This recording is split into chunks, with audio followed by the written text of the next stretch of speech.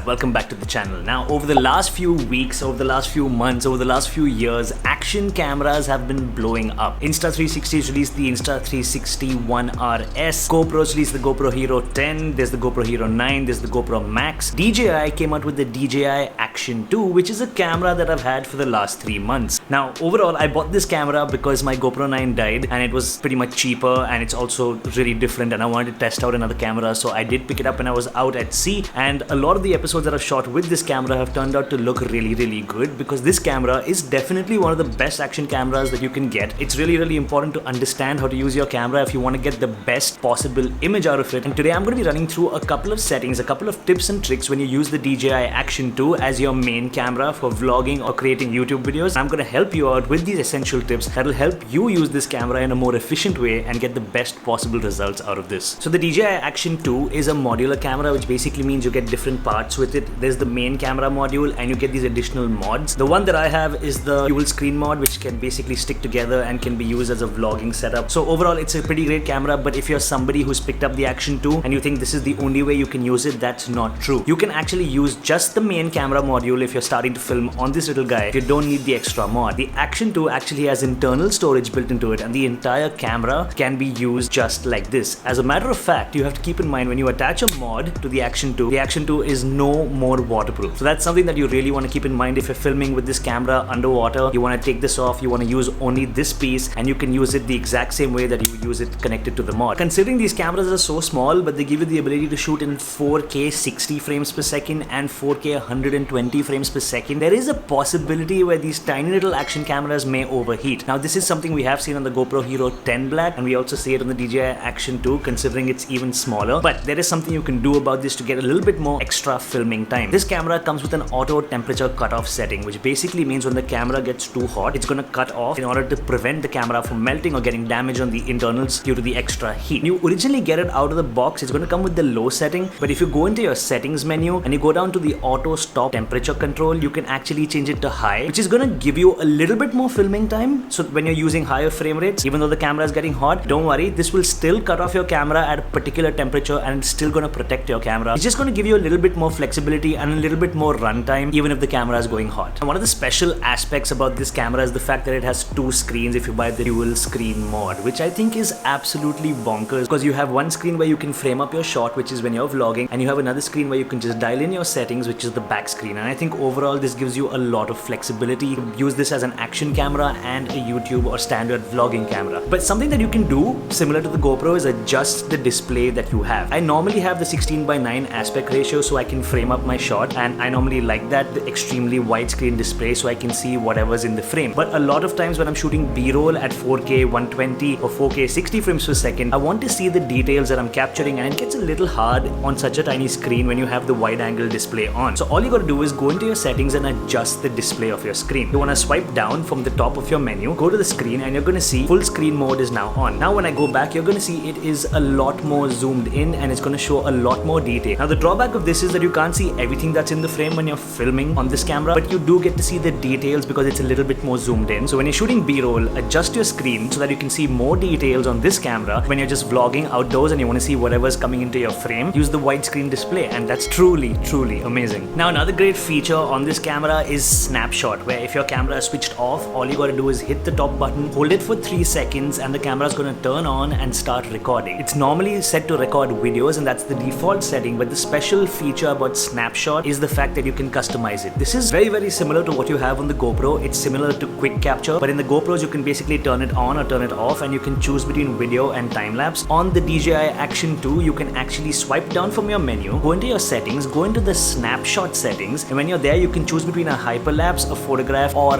video, which I think is fantastic because you can customize it based on your use of this camera. With this feature on, you're never going to miss a moment. Now personally, I don't really use Snapshot because I like to plan my shots, but yeah, it's a really useful feature if you're out and you just want to pull out your camera from your pocket and start filming. It's just ready, it's perfect, it's really good. Another super useful feature that I use on every camera that I own is Gridlines, and you can actually turn them on this camera. They come off by default, so when you get this camera, you basically want to go into your menu, swipe swipe down from the top, get into your settings. Once you're in your settings, swipe down till you see grid and turn it on. Now grid lines are basically really useful because they divide your screen into 3 different parts. It's going to help you frame up your shot using the rule of thirds. If you don't know, I'm going to leave a link in description for that. Other than that, these will also help you when you're filming a time lapse or just shooting video where you can see your horizon, and it's going to help you keep your horizon leveled because you have a reference grid line. I mainly make use of this when I'm shooting time lapses or night lapses. I think it's super awesome. Now another thing you need to understand is the battery indicator on the top of the camera. When you look at it, you're going to see a small little white colored bar. It doesn't even change colors, so it can get a little hard to understand exactly how much battery you have on this camera. Also, when you just look at it like this, you're not going to be able to see the battery that's on your mod if you have a mod attached, because it shows you one indicator. What you can do is if you go into this battery icon and you tap it, it's going to show you your battery percentage. At the same time, it's also going to show you the battery percentage for the attached mod. Now remember, when you have a mod attached, the standard way this camera works is it's going to drain the battery from the mod first and record everything to the SD card, and then once it's done, it's going to start using the battery of the inbuilt main camera module. So you can basically see where they both stand by tapping on the battery indicator, and I think this is really cool. I would have loved if you didn't have to do that to see the battery percentage for the mod, but in general you can see the battery percentage of your main camera module written right on the top right hand side.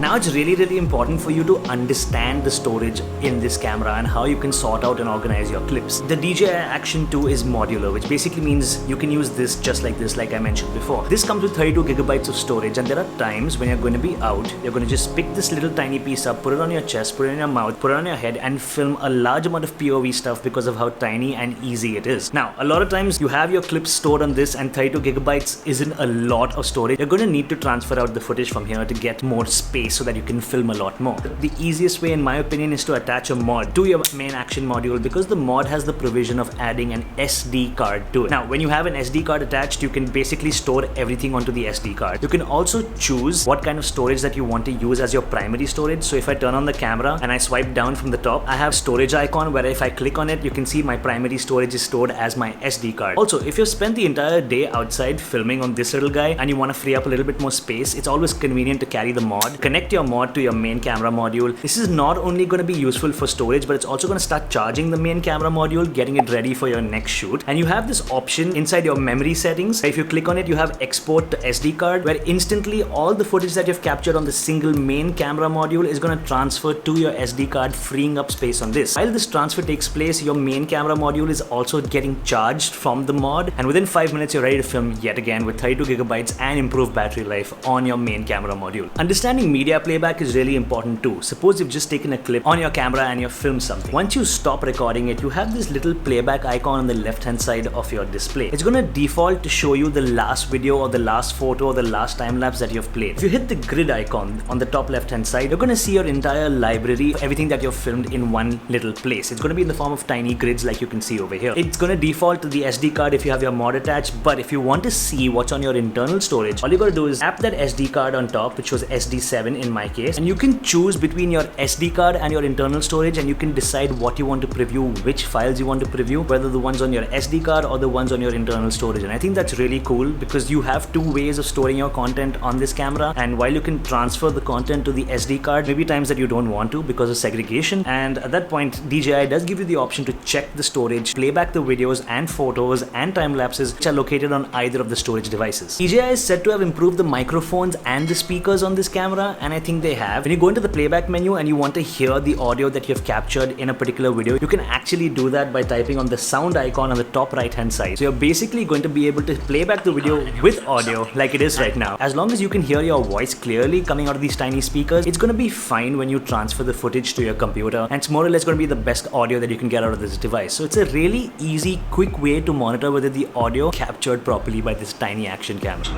How does the audio sound? The main user interface of this camera is by making use of the touchscreens, which in my opinion work really well. They have haptic feedback, so they're really good. It gives you a good feeling overall when you're using this touchscreen. At the end of the day, you don't always want to be swiping about your camera. You may want a physical way to control the entire camera and shift between photo, video, shot, hyperlapse, time lapse, and all the various modes that you have built in. Now remember, you have only one button on the mod and one button on the main camera module, and they're pretty much the same button. Now if you want to change your modes by using the button and by not using using the touchscreen, especially if you're underwater, using the touchscreen is going to be really hard. You see the button that you have on your camera, just double tap it. When you double tap it, you're going to go into your modes menu. Once you double tap it, you just keep tapping, keep pressing the button, and you're going to circulate between the various modes on your camera, making it super convenient in places like underwater when you're filming with this to shift between photo, video and time-lapse mode. And I think this is really important. You have all these features which are very similar on the GoPro, but I think the user interface that DJI has used is really snappy. It's really handy for creators using this camera in different situations. Now this camera is an action camera and it's supposed to be used mainly for action, but that's not entirely true. Over the last few years, action cameras have become really good vlogging cameras because of their resolution, because of the stabilized video, the high frame rates that you can shoot with them, and overall you can also shoot a large amount of cinematic content because they do have a super wide lens, giving you the flexibility to crop in post as well as capture everything in the frame. And not only action cameras now, they're pocket vlogging cameras in my opinion, and that's pretty much how I use these cameras as well. You're using the wide lens with a 155 degrees field of view. You're going to get a little bit of warping in the corners, which basically means you're going to get a large amount of distortion. What you ideally want to do is hit the little icon on the right hand side of your screen once your settings are already dialed in, and you have an option for field of view. As you can see, you have standard DWAP and then you have wide. What you want to do is you want to go into DWAP where it's available. What this is going to do is the fringing and the weird warpiness and the distortion that you have on the sides of your frame are going to get evened out a bit, and it's going to look a lot less action camera like and a lot more regular camera like, and that's going to give you a field of view that's very similar to what we have here, maybe a little bit wider with a little less distortion. Overall, you're going to be able to shoot a lot more cinematic content. We all know we live in a pandemic and 99% of us are working from home, have to sit on online classes, and the use of webcams, computers, iPads becomes super important to your day-to-day life. And the DJI Action 2 is pretty much like any other webcam on the planet. That's right, you can actually use this camera as a webcam. Plug in a cable into the USB-C port over here, connect it to your computer, and when you turn on the camera, it's going to give you an option for file transfer or to use it as a webcam. All you're going to do is hit webcam, and then you can use it in any of the supported apps. It can pretty much be your webcam with a high resolution and a larger sensor, and it's definitely going to look a lot better than your potato webcams that you have on 99% of your computers. And the last tip that I'm going to be giving you for the Action 2 is again with respect to your storage. Like I said, there are times you may film on this and there are times you may film like this, which means you're going to have clips on your internal storage as well as on your SD card. Now while you can just go into the menus and transfer all your photos and videos from the internal storage to the SD card in camera, you may just not want to do that, and you may want to keep them separate for various reasons in your workflow. What you can do is connect the USB-C cable here, hook it up to your computer, and when you go into your Finder or into your Files menu on your computer, you're going to be able to see internal storage as well as SD card storage separately as two different drives, and you can access all your footage separately, which I think is really important. DJI did a lot with this camera. Going the modular way did raise a large amount of questions, but you have to give them credit for thinking about everything. These guys have thought about the different storage types. These guys have thought about how you can use the system with a mod, without a mod. All the little intricate details that they've thought about with respect to making our user interface easier is really good. And overall, this was the set of tips and tricks that I wanted to talk to you guys about with respect to the DJI Action 2. I've been using these for a while. I think this camera is great. It's fantastic for POV because it's so wide. Also, I love the design. I think it looks so premium. I think it's fantastic. This is how I use the DJI Action 2, and these tips and tricks should take you a long way if you've just gone out and bought one for yourself. If you want to get the most out of your camera, you need to know how to use it. If this video brought you any benefits, definitely give this video a thumbs up. Don't forget to subscribe. It is super free, and I'm going to be coming up with the DJI Action 2 versus the GoPro Hero 10 comparison very soon, so definitely stay tuned for that. Thanks for watching. Peace.